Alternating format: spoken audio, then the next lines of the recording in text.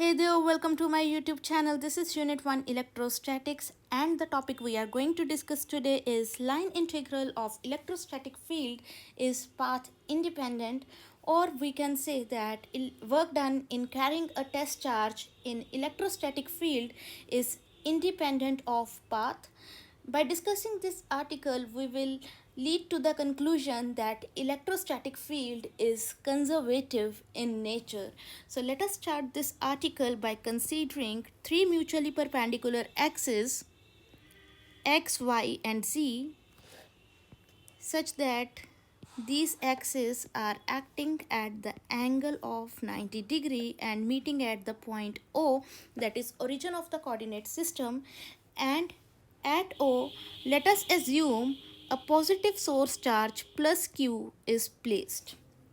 Now we are already aware that because of plus q charge, we always have an electrostatic field lines acting away from the source charge, leaving the surface normally.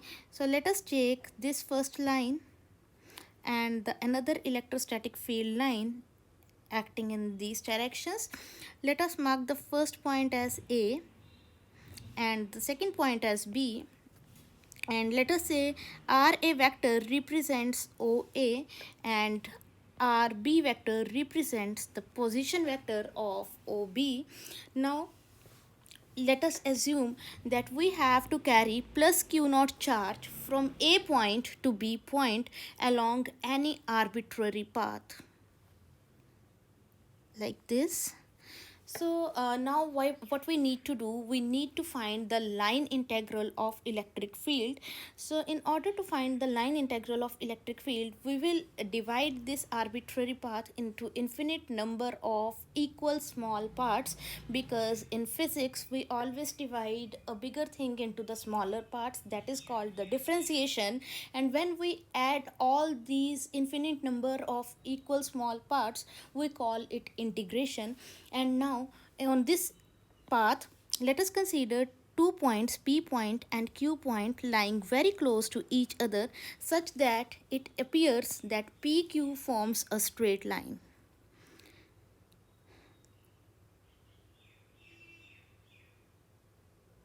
So this is the distance from P to Q. Let us mark PQ as dr vector, and now we are having, let us take that r dash vector or r vector is representing the position vector of the P point, and r dash vector represents the position vector of Q point.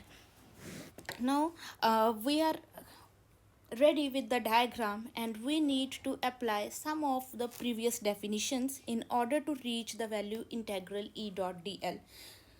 So now we are carrying plus q naught charge from A point to B point, and consequently this plus q naught charge could not reach the B point directly. It has to follow all this path, and over this path we have considered a very small portion PQ. So we are doing a work against the electrostatic force of repulsion because of plus q charge. As this plus q charge is positive in nature, plus q naught test charge is also positive in nature, therefore this plus q naught charge is experiencing a force of repulsion from plus q charge. That is why we are doing a work done against this electrostatic field of repulsion in order to carry plus q naught charge from point A to B. But over this path we have considered a small displacement, that is dr pq vector, and in order to carry this plus q naught charge from P point to Q point, which is a very small distance, we can say that we have done a very small amount of work. And we know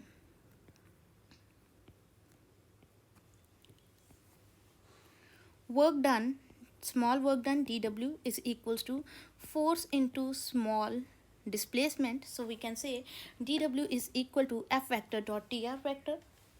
Also we are aware that F vector is equal to Q naught E. Therefore dw is equal to Q naught E dot dr.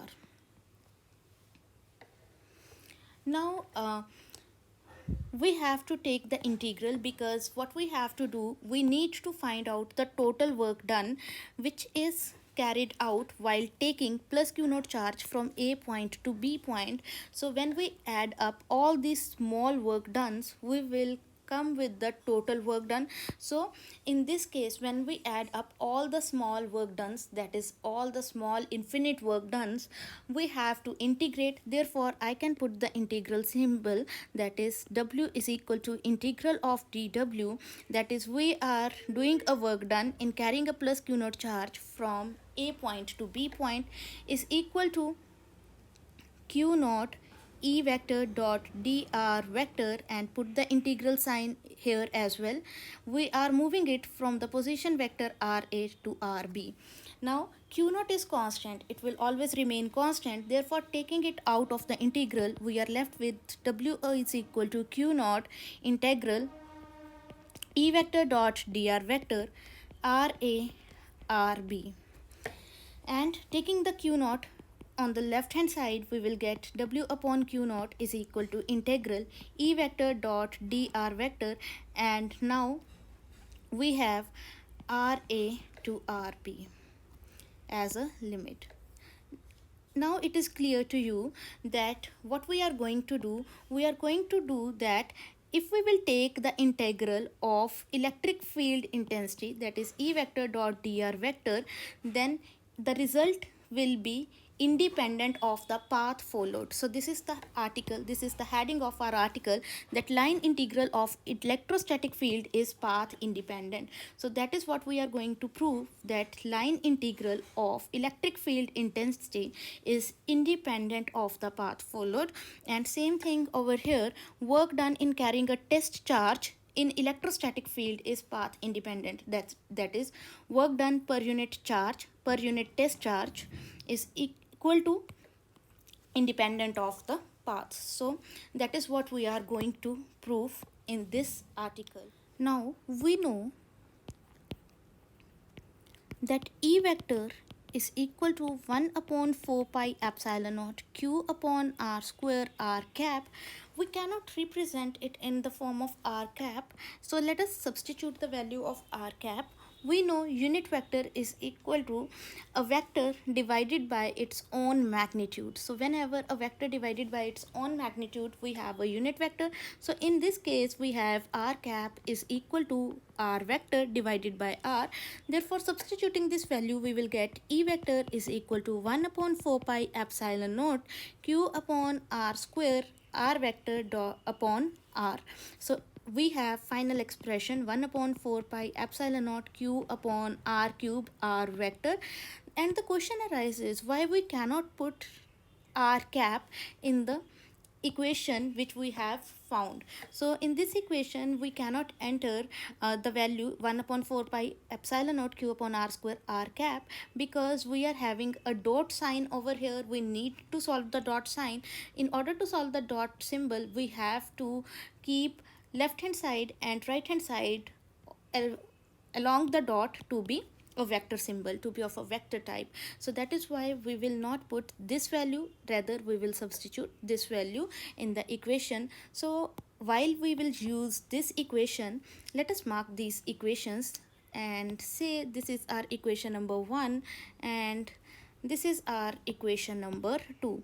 So we will put equation number 2 in equation number 1, and on using equation 2 in equation number 1, we have w upon q naught is equal to integral ra to rb E vector dot dr vector is equal to integral, we will keep ra to rb as it is, and here we have 1 upon 4 pi epsilon naught q upon r cube r vector dot dr vector.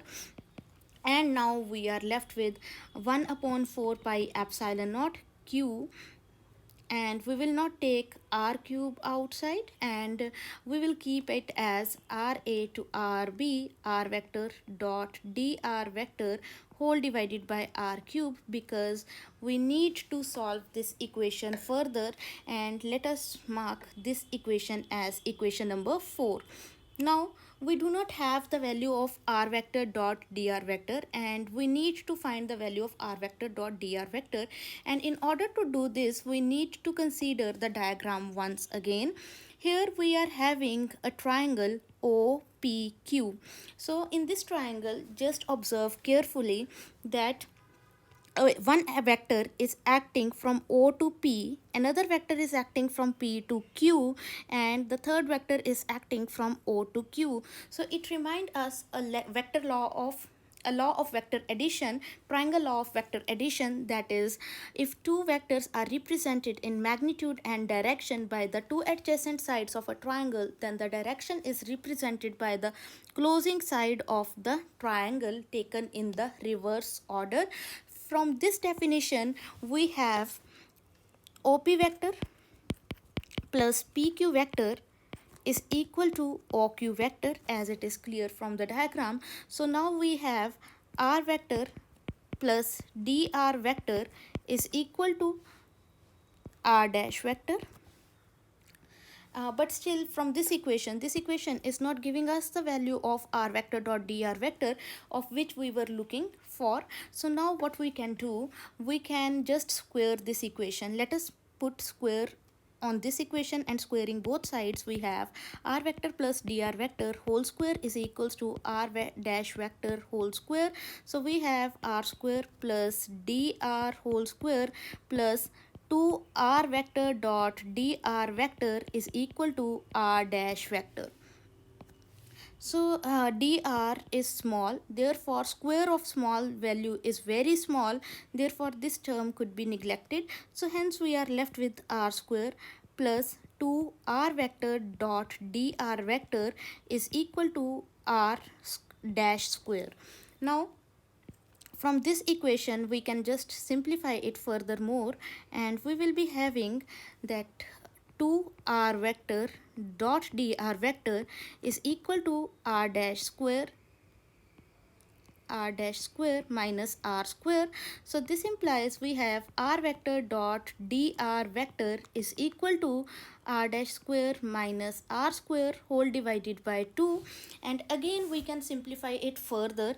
In order to simplify it further, what we can do, we just need to to use the equation or a formula, that is a square minus b square as a minus b into a plus b.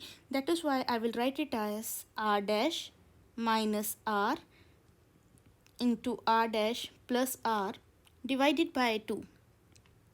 Now r dash minus r, so we know r dash is little bit greater than r, so r dash minus r, there is a very small difference between r dash and r, and small difference could be represented by dr. Therefore I will say r vector dot dr vector is equal to dr, and for r dash plus r, I will say that r dash plus r is nearly equivalent to 2r. So instead of writing r dash plus r, I will say it is nearly equal to 2r divided by 2, because it was already there. So r dash vector dot dr vector, sorry, not r dash, r vector dot dr vector is equal to dr, and cancelling to dr into r, so it is a multiplication sign, so I will put r here, so r dr. So that is, instead of writing r vector dot dr vector, we can use r dr. So therefore we have W upon Q naught is equal to Q upon 4 pi epsilon naught, taking RA to RB, and instead of writing r vector dot dr vector, we can say r dr divided by r cube, and now we can cancel it out and we will be left with r square. And now we have Q upon 4 pi epsilon naught integral RA to RB 1 upon r square dr, and now 1 upon r square could be written as r raised to power minus 2, so I will take it up, that is r raised to power minus 2. So we have W upon Q naught is equal to integral a to b ra to rb e dot dr is equal to q upon 4 pi epsilon naught, and we know in order to solve r raised to power minus 2, we have r raised to power minus 2 plus 1 upon minus 2 plus 1, and the limits will go from ra to rb. Further solving, we have minus q upon 4 pi epsilon naught. Why I have taken minus? Because minus 2 plus 1 will give us the answer minus 1. So in denominator we have minus 1. I have taken this minus outside. That is why I have written minus q upon 4 pi epsilon naught. And here I will be having r raised to power minus 2 plus 1, that is minus 1. And it could be written as 1 upon r. So I will write 1 upon r, and here ra to rb, our limits are still there. Now we have to substitute the limits, and in order to substitute the limits, we will be having w upon q naught is equal to integral, which is solved from position vector ra to rb, and for electrostatic field, that is E vector dot dr vector, and it comes out to be q upon 4 pi epsilon naught 1 upon r. 1 upon r will be replaced by the upper limit. Upper limit was rb, minus 1 upon r will be replaced by the lower limit, that is ra. So we have w upon q naught is equal to integral, so minus sign was already there, so ra to rb, and E vector dot dr vector is equal to 1 upon q upon 4 pi epsilon naught. Take minus sign inside the bracket, and rb will become negative and ra will become positive. So we will be having ra minus 1 upon rb, which is the expression for line integral of electric field intensity. And now this expression is clearly indicating that we have q upon 4 pi epsilon naught 1 upon ra minus 1 upon rb, which is the expression dependent on the initial position and the final position only. So this expression is not talking about any kind of path. That is why we say that line integral of electric field intensity is independent of path followed, because this expression is not indicating anything about the kind of path which is being followed. It is only giving us the expression for the initial and the final positions only. That is why the heading line integral of electrostatic field is path independent indicates that this value will never depend on the path which is being followed.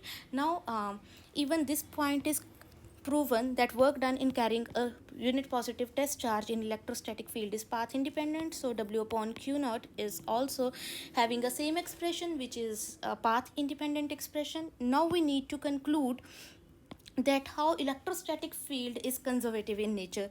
So let us say if we have taken plus q naught charge from a point to b point, and then taken it back from b point to a point. Now initial position is ra and final position is ra once again. So when we will say initial position and final position are same, so we will be having 1 upon ra minus 1 upon ra. It will cancel out, we will be having 0. So w upon q naught is equals to 0.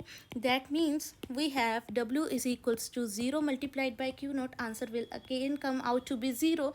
That is work done in moving a positive test charge from over a closed path is 0, and whenever a work done in taking a charge over a closed path is 0, that means the field is conservative in nature.